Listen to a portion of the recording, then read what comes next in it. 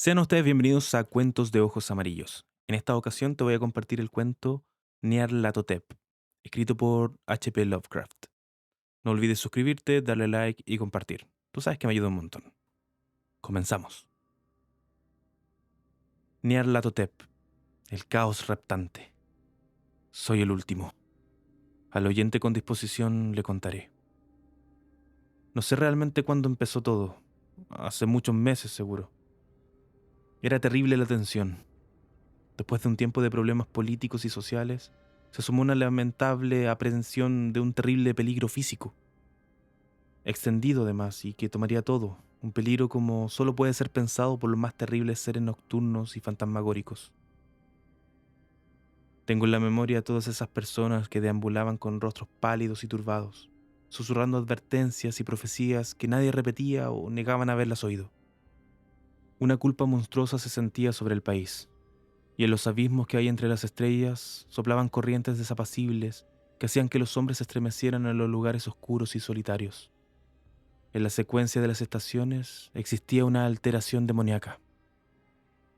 El calor se prolongó durante el otoño de modo temible, y a todas las personas le parecía que el mundo, o quizás el universo, había pasado del control de los dioses o fuerzas conocidas al de los otros dioses o fuerzas desconocidas. Y fue en ese momento cuando Nyarlathotep salió de Egipto. Nadie sabía quién era, pero era de la vieja sangre nativa y tenía el aspecto de un faraón. Los fellahin se arrodillaban cuando lo veían, y sin embargo no sabían por qué. Él decía que había surgido de la oscuridad de 27 siglos, y que había oído los mensajes de lugares que no estaban en este planeta.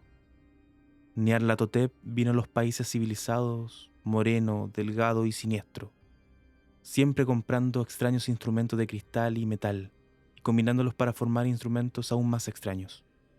Hablaba mucho de las ciencias, de electricidad y psicología.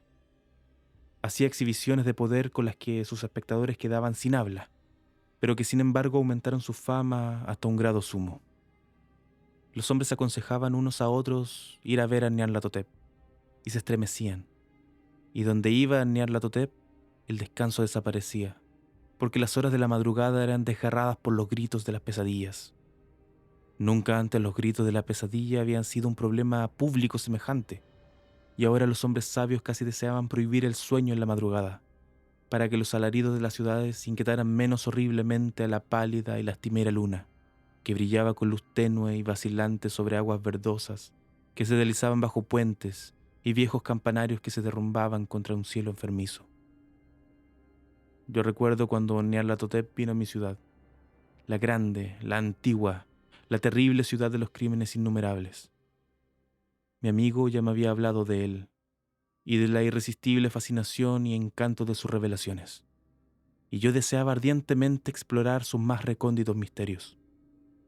Mi amigo me dijo que eran horribles e impresionantes, más allá de mis más enfebrecidas imaginaciones, que habían sido proyectadas en una pantalla en la habitación a oscuras, cosas profetizadas que nadie, excepto Nyarlathotep, se había atrevido a profetizar, y que en el chisporroteo de sus chispas allí les había quitado a los hombres lo que nunca le habían quitado antes, y que solo se mostraban a sus ojos.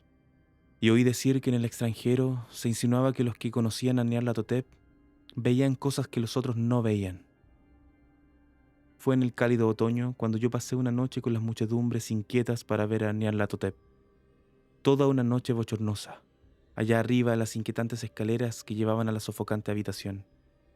Y con sus sombras proyectadas sobre una pantalla, vi formas encapuchadas entre ruinas y rostros amarillentos y malignos que atisbaban desde detrás los monumentos caídos. Y vi al mundo batallando contra la oscuridad, contra las oleadas de destrucción procedentes del espacio infinito, arremolinándose, agitándose, forcejeando en torno a un sol que se apagaba y enfriaba. Luego las chispas saltaron de forma asombrosa alrededor de las cabezas de los espectadores, y los cabellos se pusieron de punta, mientras que las sombras más grotescas que yo pueda mencionar salieron y se posaron sobre las cabezas. Y cuando yo, que era más frío y científico que el resto, musité una protesta hablando de impostura y de electricidad estática, Nyarlathotep nos echó a todos fuera, por aquellas escaleras vertiginosas, abajo hacia las húmedas, cálidas y solitarias calles de la medianoche. Yo grité muy fuerte, diciendo que no tenía miedo, que nunca podría tener miedo, y otros gritaron conmigo para aliviarse. Nos juramos los unos a los otros que la ciudad era exactamente la misma y que seguía viva. Y cuando las luces eléctricas empezaron a ponerse mortecinas, maldijimos a la compañía una y otra vez, y nos reímos de las caras tan raras que poníamos. Creo que sentí algo que descendía de la luna verdosa, porque cuando empezamos a depender de su luz, de modo involuntario formamos encuadro y emprendimos una marcha, como si supiéramos nuestros destinos, aunque no nos atreviésemos a pensar en ellos. En una ocasión miramos al pavimento y vimos que los adoquines estaban sueltos, desplazados por la hierba, con apenas algún riel de metal oxidado que mostrara por dónde habían corrido los tranvías. Y de nuevo vimos un tranvía solitario, sin ventanas, estropeado, casi volcado. Al mirar en torno al horizonte no pudimos ver la tercera torre que había junto al río, y observamos que la silueta de la segunda torre estaba destrozada en su parte superior. Luego nos dividimos en estrechas columnas, cada una de las cuales pareció dirigirse en diferente dirección. Una desapareció en una calleja solitaria hacia la izquierda, dejando solo el eco de un gemido ahogado. Otra bajó por una entrada de metro casi tapada por los hierbajos, aullando con una risotada de loco. Mi propia columna fue chupada hacia el campo adentro, y entonces sentí un escalofrío que no era propio del cálido otoño, porque cuando llegamos con paso furtivo al oscuro páramo, vimos que nos rodeaba un infernal brillo lunar de nieves malignas. Nieves sin sendas, inexplicables, barridas a ambos lados en una sola dirección, donde había un torbellino de lo más negro a pesar de sus muros relucientes. La columna pareció muy fina, mientras camino pausada y penosamente, de modo soñoliento hacia el torbellino. Yo me quedé atrás, porque la negra grieta en la nieve iluminada de verde era horrible, y me pareció oír los ecos de unos gemidos inquietantes conforme mis compañeros desaparecían. Pero yo tenía poco poder para quedarme rezagado, y como si me hubieran llamado por señas los que se habían ido antes, medio floté entre los titánicos copos de nieve arrastrados por el viento, estremeciéndome asustado hacia el invisible vórtice de lo inimaginable. Sensible a mis gritos, delirando torpemente, solo los dioses que fueron podrían explicarlo. Una sombra enfermiza y sensitiva retorciéndose en manos que no eran manos, girando ciegamente y dejando atrás medias noches espectrales de creación podrida, cadáveres de mundos muertos con llagas que fueron ciudades, vientos sepulcrales que cepillaban las pálidas estrellas y las hacían parpadear muy bajas.